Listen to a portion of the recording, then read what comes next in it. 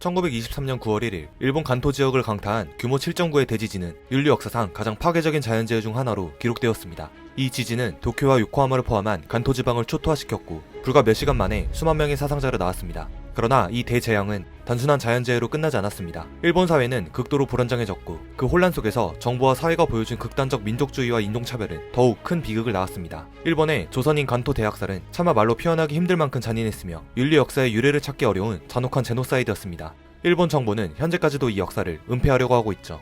1920년대는 일본의 제국주의가 절정에 달했던 시기로 일제강점기 동안 조선인들은 일본 정부의 철저한 식민지 정책하에서 억압받고 있었습니다. 일본은 조선의 자원을 수탈하고 조선인들에게 가혹한 통치를 강행했습니다. 이러한 억압 속에서 조선인들은 경제적, 사회적 차별에 시달렸으며 일본으로 이주한 조선인 노동자들은 특히 열악한 환경에서 저임금 노동을 강요당했습니다. 이러한 상황 속에서 1923년 9월 1일 간토 지역에 규모 7.9의 대지진이 발생했습니다. 지진은 오전 11시 58분에 발생했으며 그 진동은 약 4에서 10분간 이어졌습니다. 지진 직후 약 12만 채의 주택이 순식간에 붕괴되었고 시즈오카현과 가나가와현의 해안 지역에 최대 12m에 달하는 쓰나미가 발생해 마을을 강타했습니다. 지진 자체로 인한 피해도 막대했지만 더 큰 문제는 그 뒤를 이어 발생한 대규모 화재였습니다. 불길은 시내 전역으로 번졌는데 도쿄의 혼조 육군 피복 공장터에서는 지진을 대피하고자 수만 명의 사람들이 모였지만 화재가 공장터 전체를 둘러싸는 바람에 그곳에 모여있던 3만 8천 명 대부분이 고립된 채 화염에 휩싸여 목숨을 잃게 되었습니다. 당시의 간토 대지진은 일본이 근대화 이후 경험한 가장 큰 재난 중 하나였습니다. 간토 대지진 직후 일본 정부는 치안 유지를 빌미로 일왕의 승인을 받아 긴급히 계엄령을 선포했습니다. 이 조치가 발동되면 군대가 경찰 기능을 대신할 수 있게 됩니다. 하지만 이 계엄령 직후 일본 내에서는 조선인들의 우물에 독을 탔다, 조선인들이 폭동을 일으킬 준비를 하고 있다, 조선인들이 방화와 약탈을 자행하고 있다는 등의 유언 비어가 빠르게 퍼지며 조선인에 대한 잔혹한 학살이 시작되었는데요. 이 소문들은 우연히 발생한 것이 아니라 사회적 혼란의 책임과 사람들의 분노를 조선인에게 돌리기 위한 일본 정부의 조직적인 개입으로 퍼진 것이었습니다. 9월 2일 밤 일본 내무성 경보국장은 각 지방 장관들에게 도쿄 부근의 지진을 이용해 조선인이 각처에서 방화하며 불량한 목적을 수행하려 하고 있으니 각지에서 엄격한 경계를 취하고 조선인의 행동에 대해서는 철저히 단속해주기 바람이라는 내용의 전보를 발송했습니다. 이 전보는 9월 3일 아침 전국으로 송신되었으며 유언비어는 일본 전역에 확산되었습니다. 다시 말해 일본 정부는 지진 이후 사회 혼란의 책임을 조선인들에게 돌리기 위해 조직적으로 유언비어를 유포한 것이었죠. 참고로 현재도 이 전보는 일본 정부가 조선인들에 대한 유언비어를 의도적으로 퍼뜨렸다는 사실을 보여주는 결정적인 문서로 남아있습니다. 이러한 상황에서 일본 각지에서는 조선인들로부터 가족을 보호하겠다는 명목으로 자경단이 조직되었습니다. 이들은 칼과 죽창, 괭이나 톱 등 온갖 무기를 갖추고 조선인들을 무차별적으로 폭행, 살해했습니다. 그러나 자경단은 결코 순수 자발적인 민간 조직이 아니었습니다. 많은 자경단은 사실상 경찰의 하부 조직에 가까웠고 일본 군 경찰의 묵인 또는 지휘하에 조선인 학살을 시행했습니다. 무고한 조선인들에 대한 무참한 학살이 시작되었고 최소 수천 명이 이 잔혹한 범죄의 희생자가 되었습니다. 이 학살은 인류 역사의 유래를 찾기 어려운 반인류적 범죄이자 제노사이드로 기록되어야 합니다. 일본은 이 학살로 인해 목숨을 잃은 조선인의 수는 233명이라 주장하고 있지만 1923년 12월 대한민국 임시정부의 현지조사 발표로 실제 조선인 학살 피해자 수가 6,661명에 이른다는 충격적인 사실이 밝혀졌습니다. 약 100년이 지난 지금까지도 일본은 간토 대학살을 철저히 숨기려 하고 있습니다.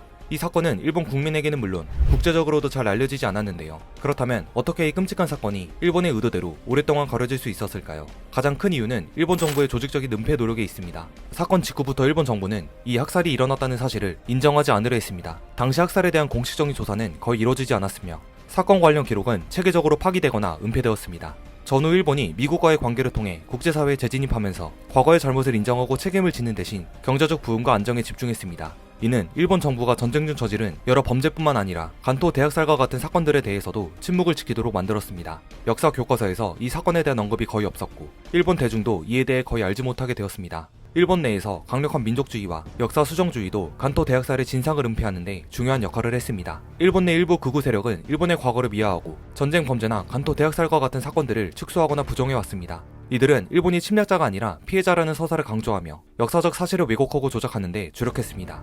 간토 대학살은 일본 국내에서만 은폐된 것이 아니라 국제사회에서도 큰 주목을 받지 못했습니다. 1920년대 당시 일본은 국제사회에서 점차 영향력을 확대해 나가며 아시아를 대표하는 열강국으로 자리잡기 위해 서구 열강과의 관계를 강화하고 있었습니다. 이러한 상황에서 간토 대학살이 서구 언론에 보도되자 일본 정부는 사건의 진상이 국제사회에 널리 알려지는 것을 극도로 꺼렸습니다. 당시 일본에 체류하고 있던 내국인 목격자들과 특파원들은 이 끔찍한 학살을 본국에 전했으며 독일, 영국, 미국 등의 주요 언론도 이를 기사화했습니다.